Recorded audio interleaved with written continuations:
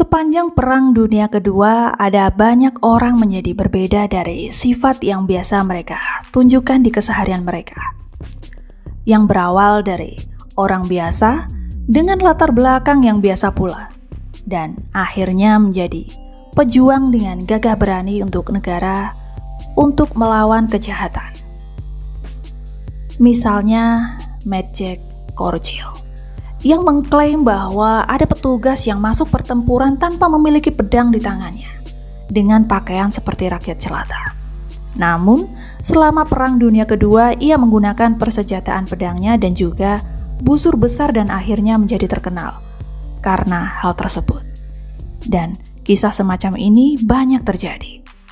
Seseorang yang dulunya orang biasa kemudian menjadi tersohor selama Perang Dunia Kedua. Tentu saja karena kisah kehidupan mereka sebelum perang yang normal, kemudian terdorong menjadi seorang pejuang hebat dan mematikan dalam sejarah. Dan ada satu orang Filipina, yaitu seorang wanita. Ia adalah guru sekolah yang menjadi pemimpin gerilya dan juga seorang panglima perang melawan Jepang selama Perang Dunia II. Dan dia dikenal karena secara diam-diam mampu membunuh musuh-musuhnya dengan sangat mudah. Dan itu diklaim dan dia berhasil membunuh lebih dari 200 tentara Jepang. Wanita ini adalah Eves Fernandez, yaitu pejuang gerilya wanita luar biasa yang mampu membantai ratusan orang Jepang selama Perang Dunia Kedua. Eves Fernandez lahir sekitar tahun 1906 di Leyte di Kepulauan Filipina. Sebelum perang, dia memiliki bisnis grosir dan mengikuti invasi Jepang ke Filipina. Kemudian ia memutuskan berhenti berdagang karena terjadinya perang. Dan pada Perang Dunia Kedua, orang Jepang telah melakukan kekejaman skala besar di daerah tersebut. Sekitar 500.000 orang Filipina meninggal pada masa pendudukan Jepang. Banyak wanita dicuri dan dipaksa bekerja sebagai wanita penghibur untuk tentara Jepang dan diculik di jalanan. Jepang juga memerintahkan eksekusi serta pembantaian besar-besaran di sana, dan mereka juga melakukan sejumlah kekejaman terhadap tentara sekutu, sehingga menimbulkan perlawanan dari penduduk setempat. Dan aktivitas gerilya di Perang Dunia, seiring berlanjutnya perang ini, maka meningkatlah jumlah korban terbunuh yang diyakini lebih dari 1/4 juta orang. Operasi anti-Jepang terus-menerus berkembang seiring berlanjutnya kependudukan Jepang di Filipina. Kelompok-kelompok ini sering mengumpulkan intelijen dan menyelundupkannya ke pasukan Amerika. Tetapi, seringkali mereka kekurangan peralatan dan senjata. Koordinasi juga tidak banyak antara kelompok yang berbeda, tetapi mereka lebih mementingkan persenjataan dikirim ke kelompok gerilya. Beberapa kejahatan yang dilakukan benar-benar mengejutkan, termasuk tawanan perang yang disiksa dan mereka dipaksa ke tempat terbuka dan dipukuli oleh pasukan Jepang.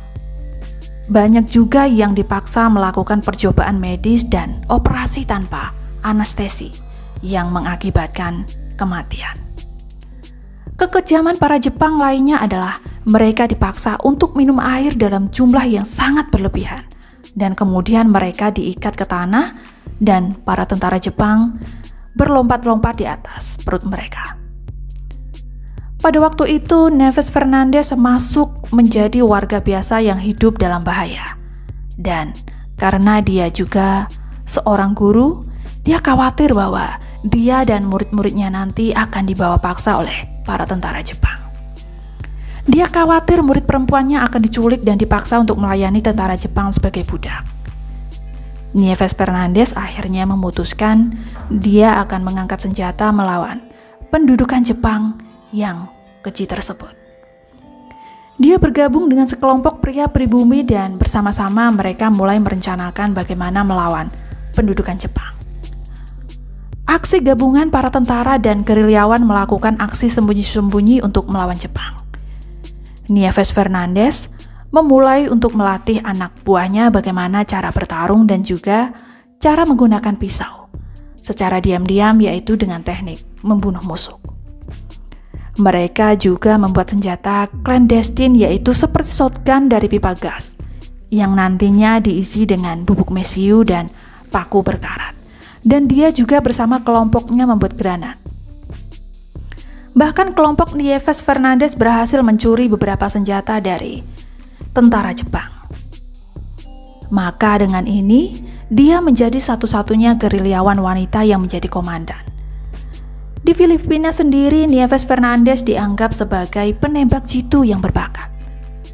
Dan bahkan ia juga memiliki keahlian dan teknik yang sangat mematikan untuk melumpuhkan para musuhnya. Teknik itu dikenal sebagai pejuang bulu, yaitu dia menggunakan pisau bulu karena mudah didapat di sana. Padahal yang biasanya pisau ini biasa digunakan untuk membersihkan tumbuhan di medan yang sulit. Hingga akhirnya wanita tangguh ini dikenal dengan julukan Silent Killer, yaitu dengan mengembangkan sebuah teknik yang mematikan dan menakutkan. Pada aksinya dia akan mengenakan gaun hitam tanpa menggunakan alas kaki, sehingga tentara musuh tidak bisa mendengarnya saat melangkah. Tekniknya dengan pisau bulu ini secara khusus untuk menusuk musuh di kepala bagian belakang, yaitu di bawah daun telinga, yang mana teknik sayatan ini akan memutuskan arteri kirotis dan jugularis internal yang langsung mengarah ke otak. Maka dengan begitu, dalam keadaan terluka akan memaksa kondisi korban menjadi kehilangan kesadaran. Pisau bilahnya akan ditusuk sedalam 2 inci dan dia akan memutarnya sampai 90 derajat. Hal ini membuat korban tidak bisa terengah-engah atau berteriak minta tolong.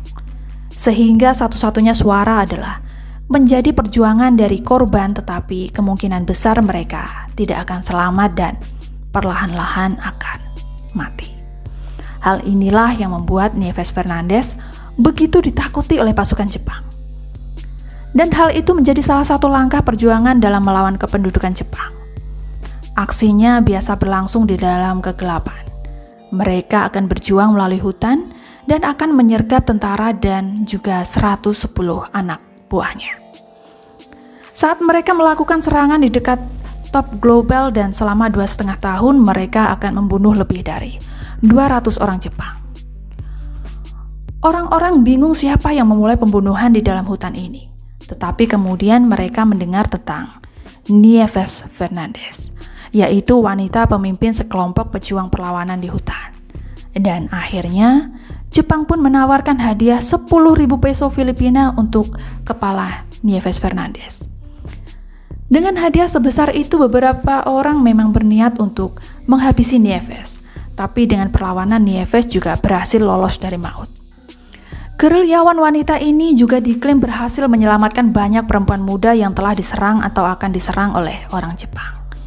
Mereka berhasil mengamankan beberapa wanita di bawah perbudakan oleh pasukan Jepang, dan juga gadis-gadis di desa-desa tertentu yang ditawan Jepang. Mereka berhasil membebaskan sepenuhnya dari tentara serta menghabisi semua musuh.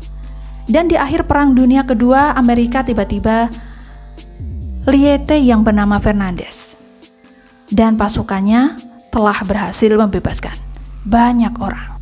Pasukannya sendiri telah berhasil membebaskan banyak desa dari kekejaman Jepang, dan dia pun melatih beberapa wanita penghibur untuk mempelajari teknik membunuhnya tersebut, yaitu menggunakan pisau bulu. Dan satu-satunya artikel yang pernah diterbitkan padanya pada saat Perang Dunia Kedua. Isi artikel menuliskan bahwa ada seorang mantan guru sekolah yang prima, yang mana wanita ini adalah satu-satunya wanita yang bertarung selama 2,5 tahun dengan gerilyawan Filipina lainnya.